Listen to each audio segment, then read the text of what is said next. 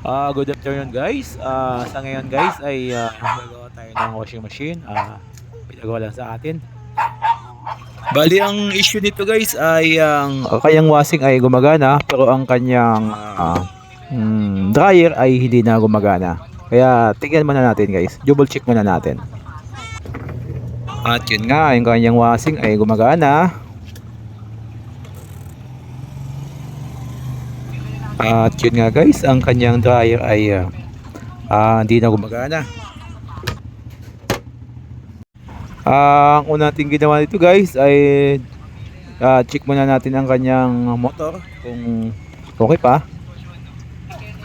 Gamit ang multitester guys ay tingnan natin ang kanyang resistance. Pero okay naman guys eh.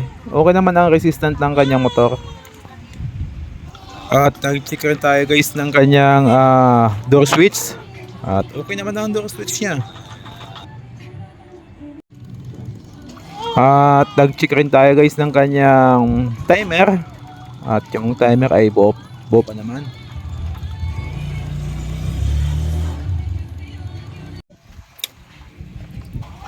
Bali guys, may napansin lang ako dito na pag sinasaksak mo siya at gumagana yung kanyang timer, naugo ang kanyang motor. At nang inangat ko ang kanyang motor brake o clutch ay gumana ang kanyang motor. At yan nga pala guys, kaya ayaw umikot ang kanyang motor ay naka-engage na yung kanyang clutch, kaya nahirapan umikot ang kanyang motor kasi nga ang kanyang cable ay putol na. Bali ang purpose pala nito guys ay pagbukas ang kanyang takip ay dapat yung kanyang clutch o brake ay mag-engage, tapos pag tinagip mo naman o i-close ay dapat mag-disengage. Tapos ang ginawa lang natin guys ay inayos lang ang kanyang tension ng kanyang cable para magiging okay na. At bali inayos na rin natin ang kanyang mga wiring guys para hindi siya mabasa ng tubig, para maiwasan ang mga grounded issue.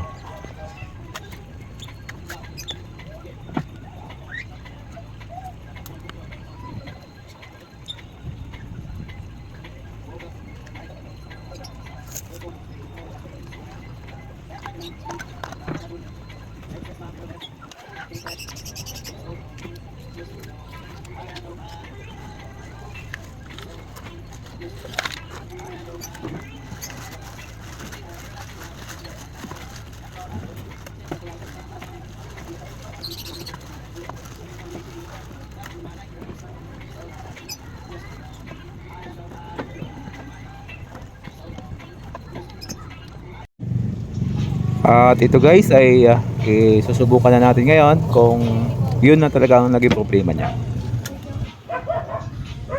At yun nga guys ay gumana ng kanyang dryer. Ibig sabihin ay yun na talaga ang naging problema.